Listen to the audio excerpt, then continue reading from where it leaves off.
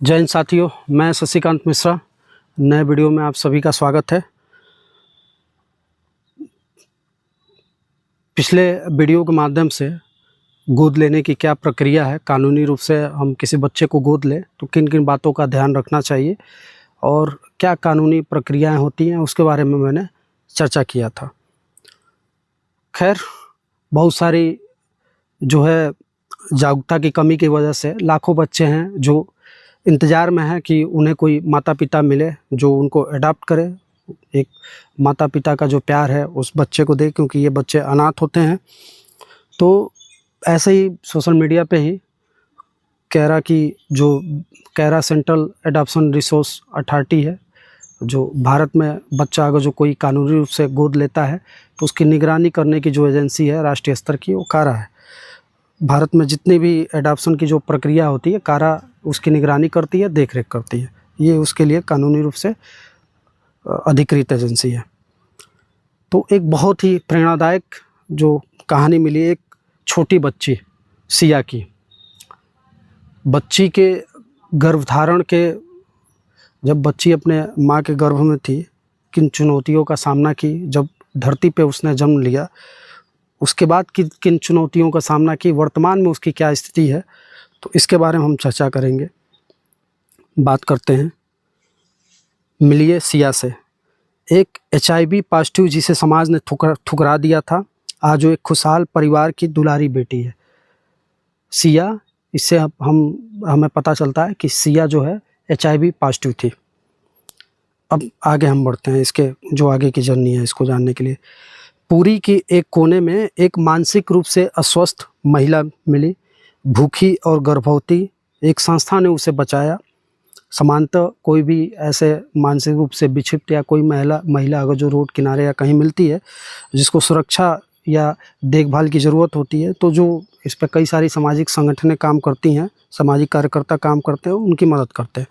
तो ऐसे ही एक संस्था को मानसिक और अस्वस्थ अवस्था में महिला मिली, भूखी और गर्भवती थी। एक संस्था ने उसे बचाया और अस्पताल में भर्ती कराया। जांच के दौरान जो अस्पताल में जो उसकी जांच प्रक्रिया से गुजरना पड़ा था, जांच वगैरह कई सारी हुई थी, जांच के दौरान पता चला कि वो HIV पॉजिटिव है और 5 महीने की गर्भवती है। जब ये महिला को अस्पताल में जो सामाजिक संस्था लेके गई, इलाज करवाया, जांच के दौरान डॉक्टरों द्वारा बताया गया कि महिला HIV पॉजिटिव है और 5 महीने की गर्भवती है, मानसिक रूप से विक्षिप्त महिला थी। 13 अक्टूबर 2023 को महिला ने एक बच्ची को जन्म दिया। बाल कल्याण समिति ने बच्ची को नाम दिया। ऐसे जितने भी जो अनाथ बच्चे होते हैं, वो बच्ची के पिता का कुछ पता तो था नहीं, क्योंकि महिला मानसिक रूप से अस्वस्थ थी और रोड किनारे मिली थी। संस्था ने उसको हॉस्पिटल में भर्ती करवाया। भर्ती करवाने के बाद उसका इलाज करवाया। इलाज के दौरान उसको पता चला कि वो गर्भवती है, 5 महीने की। तो बाल कल्याण ऐसी कंडीशन में जो संस्थाएं होती हैं, वो क्या करती हैं कि जो जिला प्रशासन को सूचना देती हैं, पुलिस को सूचना देती हैं, और जो बाल कल्याण समिति होती है, CWC बोलते हैं, चाइल्ड वेलफेयर कमेटी, हर ज़िले में, भारत के हर ज़िले में ये कमेटी होती है, समिति होती है। और इनका काम होता है कि 18 वर्ष से नीचे जितने भी बच्चे हैं उसके विषय में क्या करना है, क्या नहीं करना है, या मान लीजिए कि इस पर चर्चा मैं बहुत नहीं करूंगा, मतलब अधिकृत एजेंसी है कि बच्चे का सर्वोत्तम हितों को ध्यान में रखते हुए उसके विषय में जो निर्णय लेना है। ऐसे अगर जो माता पिता उसके नहीं है या माता पिता अस्वस्थ हैं, बच्चे की देखभाल नहीं कर पाएंगे, तो एजेंसी निर्णय करती है कि बच्चे का भविष्य के बारे में कानूनी रूप से उसको क्या देना चाहिए, कहाँ रखना चाहिए, क्या करना चाहिए, वो अधिकृत एजेंसी है। तो 13 अक्टूबर 2023 को महिला ने एक बच्ची को जन्म दिया। बाल कल्याण समिति ने बच्ची को नाम दिया और मां की स्थिति को देखते हुए सिया को विशेष दत्तक ग्रहण एजेंसी को सौंप दिया। हर जिले में लगभग ऐसे विशेष दत्तक ग्रहण एजेंसियां होती हैं जो ऐसे जो अनाथ बच्चे होते हैं वो उनको रखती हैं, उनकी पूरी देखभाल करती हैं, तब तक देखभाल करती हैं, पढ़ाई लिखाई से लेके उनके रहने खाने स्वास्थ्य वगैरह की सारी चिंताएं करती हैं। और ऐसी जो एजेंसियां हैं वो जो ऐसे माता पिता जो जिनकी कोई संतान नहीं है और वो बच्चा गोद लेना चाहते हैं, तो इन माता पिता और बच्चे को मिलवाने में एक माध्यम, कानूनी रूप से एक माध्यम का काम वो करती हैं। कुछ हफ्तों में पता चला कि सिया भी HIV पॉजिटिव है। जब वो विशेष दत्तक ग्रहण एजेंसी जब सिया का मेडिकल चेकअप वगैरह कराई आगे चल के, तो पता चला सिया भी HIV पॉजिटिव है। अक्सर कुछ केसेस में देखा जाता है कि अगर जो माता पिता HIV हैं तो पॉजिटिव हैं, तो पूरी संभावना होती है कि उनका जो बच्चा होगा वो भी HIV से ग्रसित हो सकता है। एजेंसी ने सिया को न सिर्फ संभाला बल्कि दिल्ली के अस्पताल में इसका इलाज भी कराया। एजेंसी ने क्या किया, सिया को अच्छे से देखभाल किया और अच्छा उसका ट्रीटमेंट भी कराया दिल्ली में।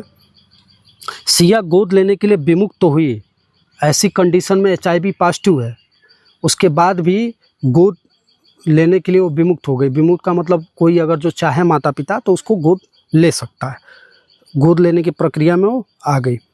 लेकिन बीमारी के कारण कोई आगे नहीं आ रहा था उसे अपनाने के लिए। अब कोई भी माता पिता जिसका एक पहले से तो कोई बच्चा नहीं है, उसे कोई बच्चा लेना है तो वो क्यों चाहेगा कि भाई हम बीमार, विकलांग, दिव्यांग या इस टाइप के बच्चे हैं गोद लें। हर माता पिता यही सोचेगा कि हम स्वस्थ बच्चे को गोद लें, उसका लालन पालन करें, उसका भविष्य का निर्माण हम करें।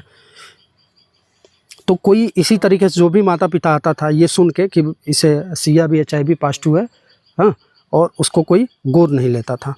उधर उड़ीसा उड़ीसा के एक दंपत्ति 10 साल से निसंतान थे। उड़ीसा राज्य की एक माता पिता थे, दंपत्ति थे जो निसंतान थे 10 साल से। 10 साल से मतलब उनका कोई बच्चा नहीं था और 10 साल से वो प्रयास में थे कि भाई हम कोई बच्चा गोद लें। ने सिया की प्रोफाइल देखी। ऐसे जितने बच्चे होते हैं जो एडॉप्शन की प्रक्रिया में आते हैं, जब कैरा की वेबसाइट पे आप जाएंगे तो पूरे भारत में किस ज़िले में कितने बच्चे ऐसे हैं जिनको गोद लेने के लिए जो कारा ने वो कर दिया, अधिकृत कर दिया कि ऐसे बच्चों को गोद लिया जा सकता है, तो वहाँ डिटेल मिल जाएगी। जब आप रजिस्ट्रेशन कराएंगे बच्चा गोद लेने के लिए तो सारी सूचनाएं, सारी जानकारी आपको मिल जाती हैं। सिया के माता पिता जो उड़ीसा के थे, 10 साल से निसंतान थे, उन्होंने क्या किया, प्रोफाइल सिया को देखी और उसे अपनाने का फैसला किया। एजेंसी से पहली मुलाकात में ही सिया ऐसे खिलखिलाई जैसे कह रही हो मुझे मेरा घर मिल गया है और परिवार मिल गया। जब ऐसे माता पिता बच्ची से मिलने पहुँचे सिया से कि भाई उन्होंने प्रोफाइल देखी, डिसाइड कर लिया कि ठीक है HIV पॉजिटिव है, फिर भी हमें इस बच्ची को अडॉप्ट करना है, इसे गोद लेना है कानूनी रूप से। वो वहाँ एजेंसी के पास गए और सिया से मिले। जब सिया से दोनों माता पिता और सिया की जब मुलाकात हुई तो दोनों जैसे लग रहा हो कि एक अजीब सी बॉन्डिंग उनके बीच में हो, जैसे लगा हो कि पहले से वो लोग जानते हैं सिया को। और दोनों क्या किए, एक दूसरे से मिल गए। ये मिलवाने का प्रक्रिया इसीलिए होता है क्योंकि जो बच्चा जाना चाहता है जिस माता पिता को, वो उनके साथ कंफर्ट है कि नहीं है, उनके साथ जाना चाहता है कि नहीं जाना चाहता है, या माता पिता उस बच्चे को जो है उसका अच्छे से परवरिश कर पाएंगे कि नहीं कर पाएंगे। तो इसीलिए दोनों को पहले मिलवाया जाता है कि आप लोग देख लीजिए, एक दूसरे को समझ लीजिए। खैर 14 मई 2025 को सिया को गोद ले लिया गया। तमाम कानूनी प्रक्रियाओं से गुजरने के बाद से 14 मई 2025 को सिया को माता पिता ने गोद ले लिया, जो उड़ीसा से है। सिया अपने माता पिता की जान है और परिवार की रौनक है। सिया जो है वर्तमान में भी अपने माता पिता की जान है और रौनक है। करीब 18 महीने के इलाज, प्यार और देखभाल के बाद सिया HIV से मुक्त हो गई। 18 महीने के अथक तप परिश्रम के बाद माता पिता ने अच्छा इलाज करवाया और सिया जो है HIV से मुक्त हो गई। ऐसे जो माता पिता जिनके मैं बताया कि संभावना है, अगर जो माता पिता HIV से ग्रसित हैं तो बच्चों में भी संक्रमण होने का खतरा होता है। अगर जो गर्भवती है तो गर्भधारण के बाद जब डिलीवरी होती है उसके बाद बच्चों में भी संभावना होती है कि हो। लेकिन अब मेडिकल साइंस भी अब एडवांस हो गया, अच्छा इलाज हो तो बच्चा HIV से मुक्त हो सकता है, जैसे सिया हुई। एक बच्ची जिसने जीवन की शुरुआत संघर्षों से की थी, आज एक खुशहाल जीवन जी रही है क्योंकि परिवार ने न सिर्फ सिया को देखा, उसकी बीमारी को। सिया आज HIV से मुक्त है, अच्छी जीवन जी रही है, अच्छे परिवार में है। तो इसीलिए है क्योंकि सिया के जो माता पिता हैं उसने सिर्फ सिया को देखा, न कि उसकी बीमारी को। तो जो लोग भी अगर जो बच्चा गोद लेना चाहते हैं तो ज़रूरी नहीं है एक स्वस्थ बच्चा ही गोद ले। बहुत ऐसे दिव्यांग बच्चे हैं, जो लाखों बच्चे हैं जो अभी भी इंतज़ार कर रहे हैं कि कोई उनको माता पिता आए, अपने साथ ले जाए, माता पिता का प्यार दे, परिवार का एक उनका सहारा मिले, परिवार उन्हें एक अच्छा परिवार मिले, वो भी एक अच्छा जीवन जी पाएँ, खुशहाल जीवन जी पाएँ। हालाँकि ऐसे जो देखभाल संस्थाएँ हैं जो चलती हैं, विशेष दत्तक ग्रहण जो एजेंसियाँ हैं, वहाँ पे सारी सुविधाएँ हैं। फिर भी जो एक माता-पिता, एक परिवार में जो सुविधाएँ मिलनी चाहिए, जो परिवार के जिस माहौल में जो माता-पिता के प्यार और उसमें जो मिलती है वो कोई नहीं दे सकता है। तो ऐसे जो लोग भी हैं, अगर जो ये प्रेरणादायक कहानी मैं इसीलिए आपको थोड़ा शेयर किया, मुझे भी अच्छा लगा। और ऐसी चीज़ें भी आनी चाहिए कि ऐसे जो बीमार बच्चे हैं, जो अस्वस्थ हैं मानसिक रूप से, शारीरिक रूप से, दिव्यांग हैं, या ऐसे जो HIV से ग्रसित हैं, गंभीर बीमारियों से ग्रसित हैं और आज भी विभिन्न भारत के अनाथालयों में हैं या विशेष दत्तक ग्रहण जो एजेंसी है उसके संरक्षण में हैं, तो आप जो है अगर जो सोच रहे हैं एक बच्चा गोद लेना, तो आप बिल्कुल कारा की वेबसाइट पे जाइए। सेंट्रल एडॉप्शन रिसोर्स अथॉरिटी है, गूगल पे कारा सर्च करिए, वहाँ आप जो है अपना रजिस्ट्रेशन कराइए। प्रोफाइल आपका जिला स्तर की जो समिति होती है वहाँ पे आएगी, जो भी आपका राज्य होगा, जिला होगा, वहाँ पे जो अगर जो कोई बच्चा है आप जो लेना चाहते हैं उनसे मिलवाया जाएगा और सब कुछ ठीक ठाक रहा तो एक अच्छा प्यारा सा बच्चा आपको मिल जाएगा। आपको भी एक माता पिता का जो है सौभाग्य मिल जाएगा, बच्चे को भी अपना माता और पिता मिल जाएगा और आपको भी एक बच्चा मिल जाएगा और माता पिता का सौभाग्य जो है आपको मिल पाएगा। कानूनी रूप से आप उस बच्चे के माता पिता हो जाएंगे, अधिकृत हो जाएंगे। उस बच्चे का जीवन संवारिए, उस बच्चे को खुशी दीजिए, पढ़ाई लिखाई कराइए, शिक्षा से जोड़िए, अच्छे स्वास्थ्य दीजिए। और चूँकि आप आर्थिक रूप से सक्षम हैं तो आप बिल्कुल बच्चे को खुशहाल जीवन दे पाएंगे। फिर मैं बोल रहा हूँ कि ऐसे दलालों और तस्करों के चक्कर में न पड़े। कोई भी बच्चा अगर जो आप गोद लेने की सोच रहे हैं, कोई आपका बच्चा नहीं है, तो आप सेंट्रल एडॉप्शन रिसोर्स अथॉरिटी जो है कारा, उसकी वेबसाइट पे जाइए, उसका हेल्पलाइन नंबर है, वहाँ से संपर्क करिए।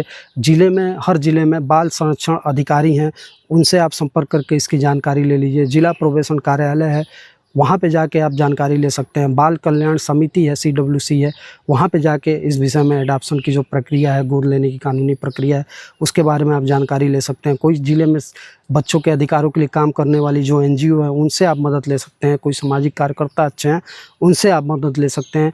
किसी भी बच्चे की खरीद फरोख्त करना वो गैर कानूनी अपराध है। कोई हॉस्पिटल या कोई भी दलाल या कोई भी व्यक्ति, कोई कितना भी आपका शुभचिंतक क्यों न हो, अगर जो कहता है कि हम 50,000, 1 लाख, 5 लाख रुपए में कोई नवजात शिशु आपको दे देंगे, कोई बच्चा आपको गोद दे देंगे, तो वो आपके साथ छल कर रहा है, धोखा कर रहा है। ये एक गैर कानूनी अपराध है और वो तो अपराध कर ही रहे हैं, साथ साथ आप भी उनके अपराध में सहभागी बन रहे हैं। हालांकि आपका उद्देश्य है बच्चे का लालन पालन करना, उनको एक खुशहाल और अच्छा भविष्य देना, लेकिन सोचिए अगर जो कल को FIR होता है, पुलिस पकड़ती है, तो आप भी जो है उसके अपराध में सम्मिलित होंगे, आपके ऊपर भी कार्रवाई होगी। बच्चा तो आपके हाथ से जाएगा ही, सामाजिक रूप से, आर्थिक रूप से और कानूनी रूप से भी आपको बहुत सारी समस्याओं का सामना करना पड़ेगा। तो मैं शशिकांत मिश्रा, मानवाधिकार कार्यकर्ता। वीडियो अच्छा लगे तो इसको शेयर करिए। ऐसे ही अन्य जागरूकता वीडियो मैं आपके पास लेके आता रहता हूँ। अगर जो कोई जानकारी चाहिए तो हमारा हेल्पलाइन नंबर है WISO संस्था का 75 71 888 158, उस पर संपर्क करिए। किसी भी प्रकार की कानूनी मदद या कोई जानकारी चाहिए तो आप बिल्कुल हमसे संपर्क करिए। सुरक्षित रहिए, स्वस्थ रहिए। जय हिंद।